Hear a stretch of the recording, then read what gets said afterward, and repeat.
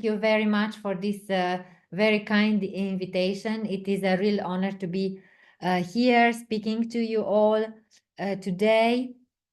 I want to say that if at any point there is any problem with my internet connection, please let me know. Please email me or message me, and anyway, I will try to come back on online.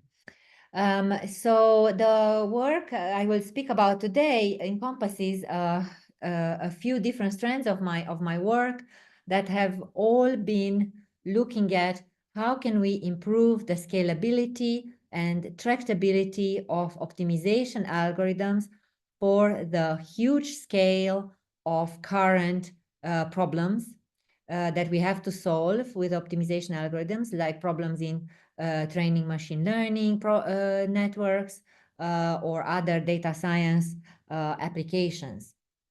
So I would like to mention my collaborators. So this is my former PhD student, Zhen Shao, my also former PhD student, now a lecturer at Sydney, Lyndon Roberts, and Adileto Temisov, as well as former postdocs Estelle Massar and Yari Folks, and our industrial collaborator, Jan Fiala. I would also like to acknowledge that this work was, different parts of this work were funded by the Alan Turing Institute, Numerical Algorithms Group, National Physics Laboratory, EPSRC, and Innovate Hong Kong Technology Commission. So let me begin by telling you about some techniques from random matrix theory that we are going to use and that will underlie the methodology that we will apply to improve the scalability of optimization algorithms.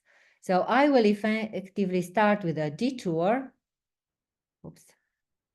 about sketching. So some of you may be familiar with this dimensionality reduction technique. But for those of you that are not, I hope this will serve as an introduction and as a mention of key points. So what I would like to do is to take my large dimensional problem that sits, let's say, in Rn, where n throughout this talk is considered big, and project it to a smaller dimensional space, so that then I only have to solve a small dimensional problem. So basically, I would like to take an operator S that is m times n, and that then takes my vector x into the smaller dimensional space Rn. So the question is, how should I choose my matrix S such that the important properties of the vector x are preserved in the reduced space? And so what I would like to do in particular is to preserve geometry, to preserve pairwise distances between points. And for this, there is a celebrated Johnson-Linden-Strauss lemma that tells us that if the matrix S is a Gaussian matrix, so it's a random matrix where each entry is drawn uniformly at random from the Gaussian distribution, mean zero, but with a scaled covariance, then I can achieve this length preservation property with high probability. So let me explain a little bit. So you can see here that the length of the projected vector S times S is only distorted by plus minus epsilon S, a tolerance that I can choose from its original length. And this is a high probability result because I can change this delta here to be some exponential, and then still the results hold very well. How can we understand this result? Well, it is a concentration of measure result. So if I take a random vector x and I just do some simple numerics where I take my Gaussian matrix, I have a given x, random, but I realize it, then I apply a random matrix x to it. And what I find is that its relative length indeed concentrates around 1. So that is very much what what this result is telling us, but this result is true not just for random X, but for deterministic X as well. So basically, S acts as both a transformation and a projection. In other words, it's a random projection. Now, the other thing I want to remark that is the crucial aspect here for our dimensionality reduction interests is that M, the size of the reduced space, when we talk about the Johnson-Strauss lemma, is a number that can be arbitrarily small. So you can see here it depends on log of the probability of success of this embedding or failure of the embedding, and epsilon s, the accuracy, to -2. There is no n. So the size of the reduced space is independent of n. Sorry, somebody sent me a message. Anyway, so basically, so the scaling is to do is like 1 over 1 over square root of n. So yeah, it's scaling is the covariance. It's not to do necessarily with the norm, but it's close to kind of norm preservation for the column. So basically,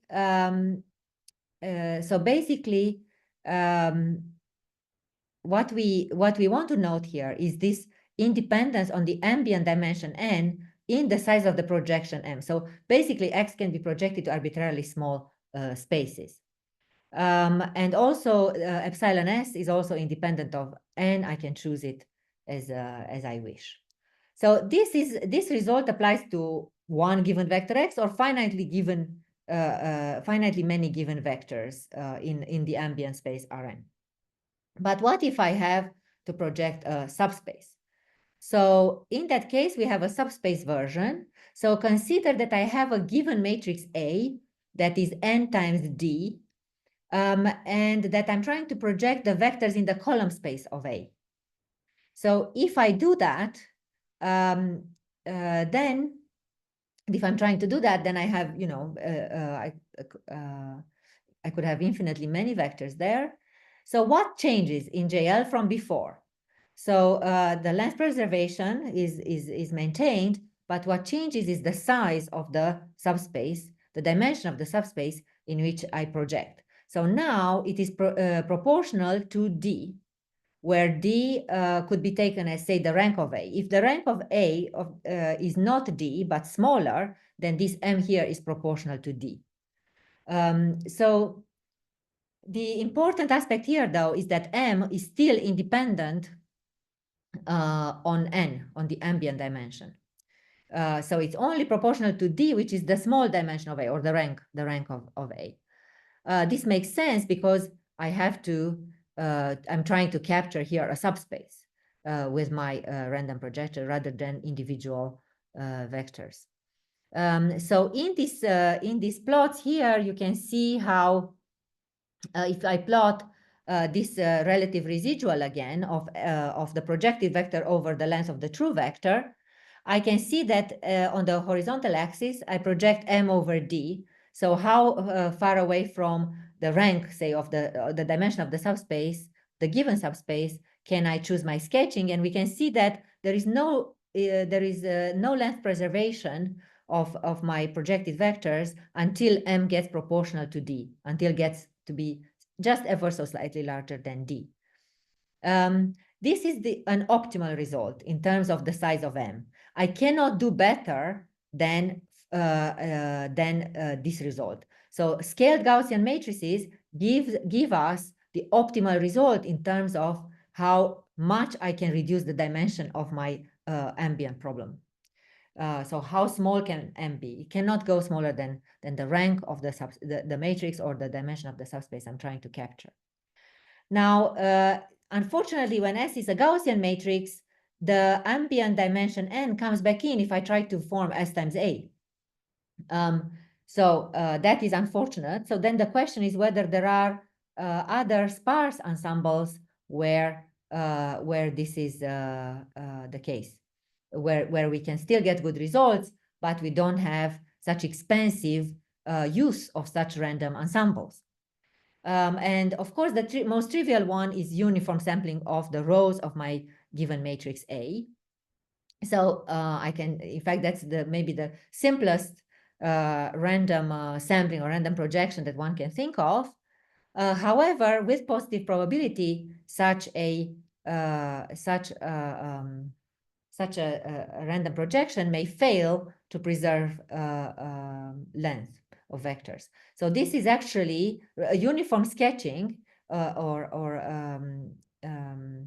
uniform sampling matrices S are not good Johnson-Lindner-Strauss matrices. So they do not satisfy Johnson-Lindner-Strauss lemma for such a small m. In fact, what they depend on, so to have length preservation properties like in Johnson-Lindner-Strauss lemma, we have to have a special matrix A. So before we had no condition on the input A. Now for this kind of sparse matrices, we start to have conditions. And for uniform sampling, these are the most stringent conditions out of all random sparse sampling matrices. So the matrix A has to have so it has to have rows that are similarly important, because like in this picture here, if my matrix A has some rows that are much more important than others, then if I miss them when I do my uniform sampling, which I can with positive probability, then I will lose fundamental properties about the matrix A, and I will not be able to embed length of vectors correctly, to project them correctly. So for this reason, for uniform sampling, you need to require that the rows of A are similarly important. And there is such a notion called low coherence for this. If the matrix A is nice in this sense, then we can get Johnson-Lindner-Strauss-like properties. In particular, what we have is that M, the size of the projection, is now proportional to this coherence of the matrix squared, and then d log d. So d goes to log d, and also you have this dependency on the structure of A. So this is not great. Are there better sparse sketching matrices? Yes. So sampling matrices have one non-zero per row. So matrices S, the sketching matrices, have uniformly placed one non-zero per row. But if you take one non-zero per column in so-called count sketch or hashing matrices, then what happens is that because of your underdeterminant nature of your matrix, you will have more than one non-zero per row. And when you apply that to such a matrix to A, you will start to have linear combinations of rows of A, and so you will capture more information about A. These matrices count sketch with one non-zero per column or more non-zero per column were found to be in practice numerically as good as Gaussian matrices. But the theory was kind of lacking behind the guarantees that Gaussian matrices have in terms of Johnson-Lindner-Strauss properties. So basically, what we were able to show was that M, you can, for hashing matrices, for count sketch matrices, you can choose M proportional to D, which is, remember, the optimal possibility I can do, like for Gaussian matrices, provided the coherence of these matrices is sufficiently small. We cannot take away this coherence requirement here, but it does not appear in the size of M. So this is quite improved results compared to before. So as I said, we can put more non-zeros per column. So basically, what I've been trying to show in this was just the detour, was that we have these powerful tools from random matrix theory, random projections, sketching matrices, that Gaussians are the best in terms of their the quality of the embedding properties and how much I can do dimensionality reduction of my ambient dimension with these matrices. However, they are expensive to apply. So then we have other alternatives. Some are dense that I didn't talk very much about, that do fast matrix vector multiply and variants of like subsample Fourier type matrices. But you can also have these sparse matrices, in particular count sketch, that are also very good. So now we come to thinking, how could we apply these tools to optimization, to improve the scalability of optimization algorithms? Where could we use this? So let me first try to give you a bird's eye view of how we could use sketching in optimization. So, and what kind of optimization problems. So I have here some standard pictures and examples from supervised learning. So in supervised learning, as many of you are familiar with, we may have some, for example, classification problems or deep nets or regression problems. In all of these, what we have is we have data. And some of this data we have is labeled, so we already know, for example, if it's a classification problem, is the patient has the disease or doesn't have the disease. And then we select a family of models, and we want to find the best model in this class of models, such that on the data that we have that's labeled, this model can accurately capture the labels. So we want to find the best model in class, such that on the data we have, we can train it. We can train the model to give us the sufficiently accurate answer. Of course, the aim in all this class of problems is that we can then take the model, this optimal model, and apply it on unseen data. So we will use this model to predict classification on data we haven't seen, and that's of course the point of finding this kind of optimal model. So for classification, the model is linear, and we are trying to find a separating hyperplane. But of course, we have deep nets where the models are nonlinear. And of course, we can have also regression problems that are nonlinear. So how do we find these optimal models? Well, we find them by choosing some loss, some error measure between the model output at the data points and the label. So we are trying to minimize the average of the error at every label data point that we have. So we can take the regression error, for example, or we can take logistic loss. And what we have to do then to find our good model is to minimize this sum of functions, where x here represents not the data but the parameters of our models, and UI and YI are the data and the labels. So if we have a deep net, of course, in X I put everything. I put the weight matrices, the biases. So those are my parameters. So these problems, training problems have large dimensions, both in parameters, as you know, and in the data. So both the number of terms here and the number of parameters is very large. The problem is a deterministic problem. However, because I want to predict on unseen data, there is an underlying stochastic aspect here. So now, how can we apply sketching? So what I'm trying to say here is that you are already, we are all doing, in fact, sketching without maybe realizing it. So when we are trying to solve these problems. So one way to do sketching for these problems is to sketch to reduce the number of observations or data points. So assume that SK, the sketching matrix on this slide, is a sampling matrix, okay? So I do uniform sampling. I have one non-zero per row. So I take my sum of functions, and I can think of each term, each data term, each error term at every data point as entries in a certain vector, in a vector. And then I take my sampling matrix and I apply it to this vector. So I sketch my error terms, my each of these functions fi. So I sketch within that. My sketching matrix SK then will just choose uniformly at random some of the data points here, some of the error terms for certain data points, okay? Then what I can say is because that I have such large, right? I have such large number of data points, that's why I sketch and I subselect them. And I only do a subset of these data points.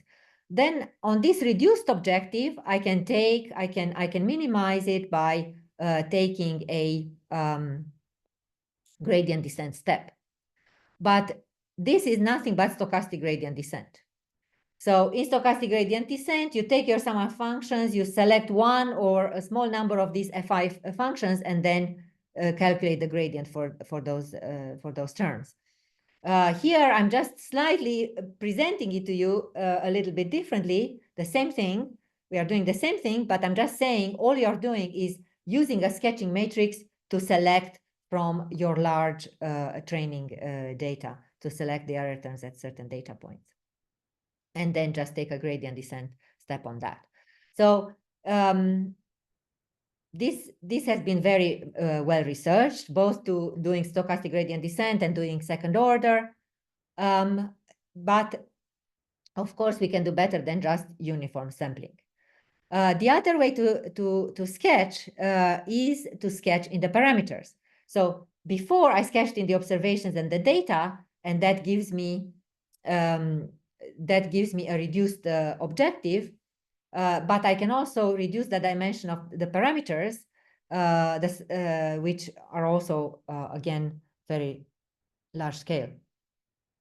So in that case, what I do is I replace my X by this SK transpose Y, all right? So I work in a small dimensional subspace in RM, and I project from the large dimensional subspace into this small dimensional subspace. So I replace my X by this Y. When SK is a sampling matrix, this is nothing but block coordinate methods. So, or randomized block coordinate method. So in my entries of my vector X, at every iteration, I only minimize with respect to some of the parameters. And then at the next iteration, I choose another random selection, uniformly selected parameters, and I optimize with respect to those, and so on. So this is also very well researched. But this is almost like a dual way to see sketching, observe in the data or in the parameters. But I've just tried to tell you in the first part of my talk that sampling matrices are very bad sketching matrices because they do not have Johnson-Lennard-Strauss properties. They do not capture crucial geometric properties of my space, of my data. So can I use better sketching matrices? And what is the effect of choosing a better sketching matrix on the performance of algorithms? So in what follows, excuse me. In what follows, I will try to tell you a little bit about the effect of choosing better sketching matrices and how can we do that in the optimization algorithms. I will focus only on reducing the parameter size, only the variable domain. So I will have not block coordinate methods, but random subspace methods. I will try to talk a bit about local optimization, so finding small gradients, and then maybe if time permits, global optimization. So let's see what happens if I replace my uniform sampling matrix SK with a another, say, Gaussian or some other kind of sketching matrix. Then what I have is I have a random subspace method. So bear with me while I try to describe here some key ideas. So I want to take any optimization algorithm for minimizing quite a general objective. It can be non-convex. It does not require anything about convexity. And in this algorithm, I want to just make it that at every iteration, I do not solve large subproblems. So I only have to use very small dimensional steps to calculate those. And I also don't have maybe full problem information. So I do not have my full gradient, just like in machine learning. We are not going to calculate a full gradient. It's too expensive. So this sketching idea does the following. So I take, so in my optimization algorithm, the classical standard way is that at every iterate xk, I approximate my function f by some local model, okay? So here's my function value, then I have the gradient in my standard method, and then maybe I have some curvature information, some second derivative information. Then in these methods, I minimize this model, find my next step, and keep iterating. If I don't have a matrix BK, this would just give me gradient descent. If I have a matrix, I can get maybe like Newton type variance, second order like methods. Now, in our random subspace methods, what we do is we are not going to calculate a model like this that is full dimensional. We are not going to calculate a full gradient step, like I was saying, or a full Newton step. What we do is we project our problem into a small dimensional space, Rm, okay? So let's take a matrix Sk that can be any matrix for now, and then Sk transpose just takes our step from Rm, from the small dimensional space, back into the full space, or I can think of it the other way around. So if I replace it like this in my full model, I get this reduced model. So this reduced model, so at every iteration of my algorithm, I have such a reduced model, or I have a reduced or projected gradient step. So this here is just, so Sk is still underdetermined. So Sk applied to the gradient projects my gradient into the reduced space, and I have maybe some projected curvature information as well, if it happens that I have that available. This could be 0 here. So this means that at every iteration, I only have to calculate a step, as I said, in a small dimensional space in Rm. The other aspect here is that I don't need actually the full gradient. All these algorithms only use projected information. In other words, for example, if Sk is a uniform sampling matrix, then I just choose some entries in the gradient vector, some of the, say, finite differences that give me the vector, the gradient vector. Or if Sk is any other matrix, I just need inner products with the gradient. In other words, I can apply tools from automatic differentiation to get this without forming, you know, a full gradient, a full Jacobian, a full matrix of derivatives. I only need to form the tangent linearized model. I only need that. So I only need inner products with the gradient, or inner products with the hashing. And then we can do we can apply a learning rate to the step to iterate to the next step. Okay. So what can we say? We can say that if now we want to talk about what conditions on the matrix Sk do we need to make this algorithm work? Well, it turns out that we need something very mild. We only need that the projected gradient is in length not far from the true gradient. Okay. In my algorithm, I don't have the true gradient. And this condition here is not needed. I don't verify it in the algorithm. This is just, if I can somehow satisfy this, then my algorithm actually will be almost surely convergent. It has global convergence with probability 1. So this condition here, this projection of the gradient only needs to hold with a certain probability. Okay, and I can even give global rates of convergence that by which I can guarantee that the gradient, the true gradient, though I never see that in the algorithm, goes below an arbitrarily small epsilon accuracy within the same number multiple of iterations as if I had full gradient information, as if I had the standard optimization algorithms which is epsilon to -2 in this case. I also want to remark that this property here on the projected gradient only needs to hold with some epsilon s that can be anything, even like a half. It's not a small, it doesn't have to be a small constant.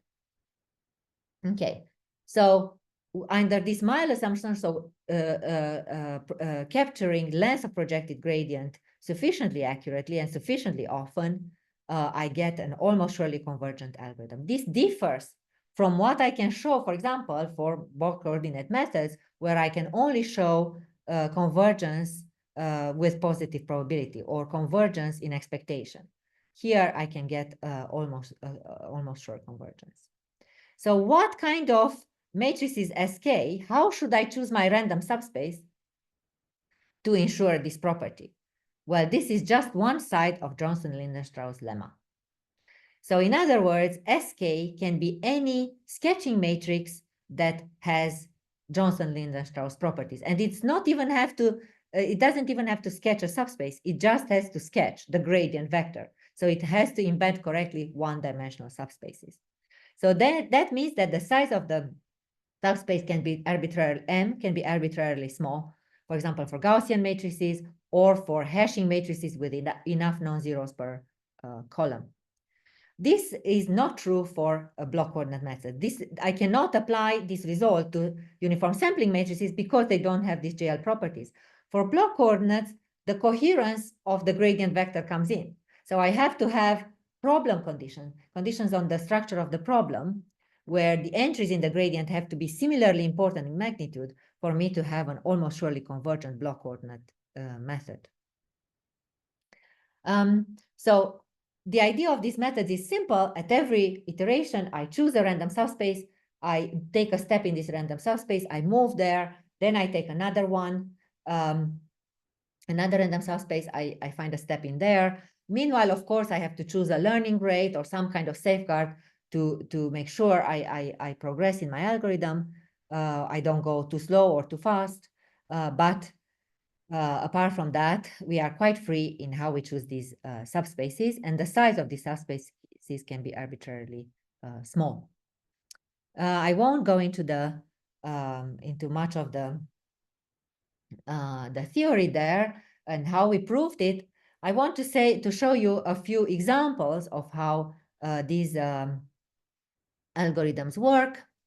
So here, here's a variant of Gauss-Newton method. So I'm doing like a regression problem. Sorry, I'm doing it on, on a classification problem.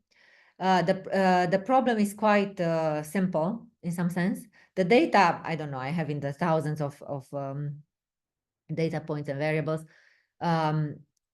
But it's not very non-convex. What I'm plotting here is I'm plotting a full dimensional method, like Gauss-Newton method. Think you know, a standard like almost second order method. And then I'm plotting random subspace variants of it. So here in this first plot, I'm showing iterations of my methods and versus objective decrease. And what I find is that the full dimensional problem takes full dimensional algorithm, where I'm, of course, iterating on all the parameters at every iteration, calculating full gradient and so on. It takes very few iterations, of course. And then the block methods or the subspace methods take far more iterations. However, when I go to runtime, the situation reverses. The block variants, the subspace variants, take far less time, as I'm hoping, and compared to the full dimensional variants.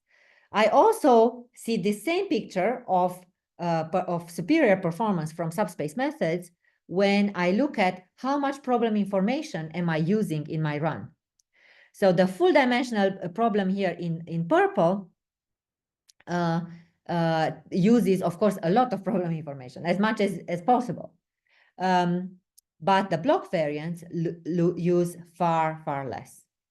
So this is exactly the kind of gains we are hoping to make with these methods.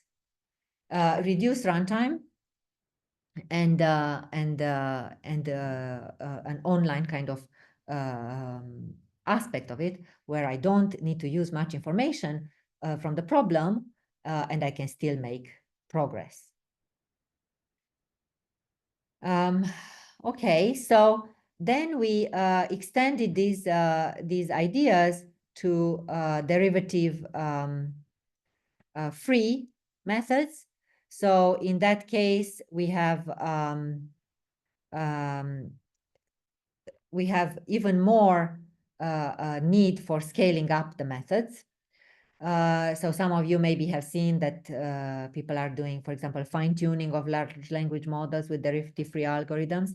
So there is a lot of interest in these methods.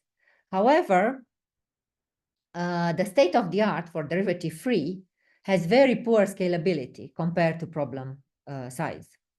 Because in these models, you lose you lose all derivative information. You assume you have no derivatives at all. And in that case, then you need to construct some approximate kind of gradient.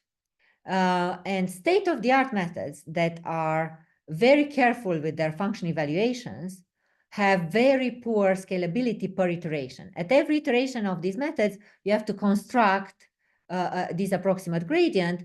So you have to solve a linear system to construct it in the full dimensional versions. So you have a cost per iterations that's n cubed all the way to possibly n to the 6th. But if you say, okay, I'm only going to do this in a subspace of size m, then immediately this cost will go down. So we were able to obtain the first derivative-free methods that have computational cost that's linear in the ambient dimension. So this dramatically improves the scalability of this class of problems. So for example, if we look at things numerically, and we try to apply these derivative-free versions, what we find, this is a performance profile here that that plots different curves. The higher the curve, the better, and it shows the number of problems solved, the percentage of problems solved from a test collection by a certain solver within a given number of function evaluations, objective evaluations. So in these curves, we see that our subspace variants are doing very well compared to the curve in blue, the curve in black, which is our full dimensional solver. And this is especially for low accuracy solutions. So if you want to make very quick progress, to give very good improvement, a very quick improvement to the user in the objective that they give you, you can use this subspace methods. The other very interesting aspect that we noticed is that if you give the solver a budget in terms of time, you just say, okay, you have a few good hours, 12 hours, let's say, to solve these problems, you see that full dimensional variants of derivative-free will time out because they can do very little. It will time out 93% of the time because they don't manage to calculate these models, these expensive constructions of the steps on every iteration. However, the subspace variants time out far, far less, and they can make more progress. And similarly here, these are plots that show per problem progress, where we look at, again, full dimensional variance and subspace variance. And this is objective decrease vertically and number of budget on the horizontal axis. I'm saying budget in gradient, but it just means functional evaluations times problem dimension. So for a given budget, we can see the subspace variants immediately make progress from the start of the algorithm, while the full dimensional methods have not even moved because they need quite a bit of problem information to calculate the next step. So this is all very encouraging. Of course, the problems that need most improvement are global optimization problems, when I want to find the true global of a non-convex landscape, not just a small gradient. So in that case, we also have this kind of random subspace methods that we analyzed quite thoroughly. What we found is that very kind of similar framework. The only thing that changes is that at each iteration, in each random subspace that we draw, we are going to try to find an approximate global solution in that subspace. So basically, I can take any global solver, any global optimization algorithms, or any algorithm that you have, and you can add this random subspace feature to your code that will give it improved scalability. So if you take a global solver, so a solver that can calculate a global minimizer of a landscape, these solvers exist and they are very good, but for very small dimensional problems, or the order of 10 variables or something. Think, for example, branch and bound and so on. So what you can do is you can enhance their performance by adding these random subspace features. So at every iteration, you draw a random subspace, and then within that subspace, you solve your problem approximately globally with your solver of choice. Then you move to the point that you found, a better point typically, and then there you draw another random subspace and repeat. So this random subspace takes you from the high dimensional space of your problem into something small where you can apply your solver. So we were able, of course, in this case, if this random subspace is generated with Gaussian matrices, even for global optimization, we were able to show almost sure convergence. The best points you find in the subspace enter an epsilon neighborhood of your global minimizer. I will stop soon, but I want to skip a little bit ahead to show you some particular problems that you may have seen in some of the machine learning literature, these so-called low-rank problems. So these are problems that are given as very overparameterized. So the number of variables is very, very large. But then when you look at the behavior of the landscape, it's only really changing with respect to to a small subset of the parameters. So the objective function is invariant with respect to many, many of the parameters, and it's only interesting from an optimization point of view in a small dimensional subspace. Of course, if you knew the subspace where the function varies, then the problem would be easy. But you don't know it a priori. But you know maybe that it exists, or you assume that it exists. So this stretched sinusoidal curve really tries to give this idea schematically. So in this function, everything interesting happens in one direction, but then in orthogonal directions to it, the function is constant. So for this particular type of problems, random subspace methods work really well, because if you know the dimension of the subspace, even if you don't know the subspace of variation a priori, but you know its dimension, and you draw one random subspace of this dimension and solve in that subspace, you have solved your problem. So this is because any random subspace is guaranteed to intersect a given subspace, provided this random subspace is of the same dimension or larger than the given subspace, with probability 1. If you don't know this dimension, then you can just start with a small subspace and increase this dimension. You will still not take more than a very fixed small number, the dimension of your effective subspace of random embeddings, to solve your problem fully, globally or locally, however your requirements are. And for example, and I will almost end here, so I want to show you in this plot, in the first plot on the left, I took some global solver, and I've constructed, I don't need to tell you how, but I've constructed test sets that have low effective dimension, low rank. One can easily construct such functions. But I have not given to the solvers the orientation of my effective subspace, nor do I need to give it its dimension.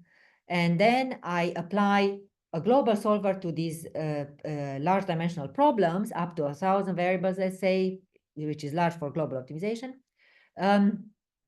without random embeddings. And we see that the solver performance, as the ambient dimension big D increases, goes down.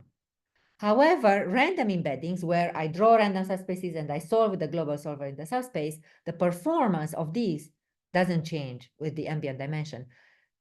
We can see this numerically. We can prove it theoretically as well. So for low-rank functions, random subspace methods are really give tractability to both local and global optimization of such functions. Okay, sorry, I won't have much time here. So a lot of this work, we were inspired in a lot of this work on random subspaces by some optimization, by some machine learning literature, starting with a paper by Nando de Freitas. Maybe you have seen this, about Bayesian optimization, where they said, oh, let's try to use random subspace to enhance the scalability of Bayesian optimization solvers. They had quite restrictive assumptions there, and it was just with Bayesian optimization. But then we realized that actually you don't need to have a Bayesian solver. You can have any solver. You can have a local or global solver, and still use random subspaces with this. In terms of low-rank structures, there is quite an old paper of Bengio that conjectures this low-rank structure being present in machine learning, in deep learning. And sorry, something, oops. And in fact, random subspace methods have been applied for training deep nets. So there are several papers where people are trying to solve in a random projection of the parameters of the weight matrices. So you just randomly select them and just optimize on those, and they find that it's sufficient to train the net quite accurately. Is this low-rank structure truly present? There are several papers that try to look at that for the training landscape, and there are some very recent works that try to do that, to ask this question of low rank when it comes to the trained net as a function of the data, such as a very recent paper of Misha Belkin, Rebecca Willett, and so on.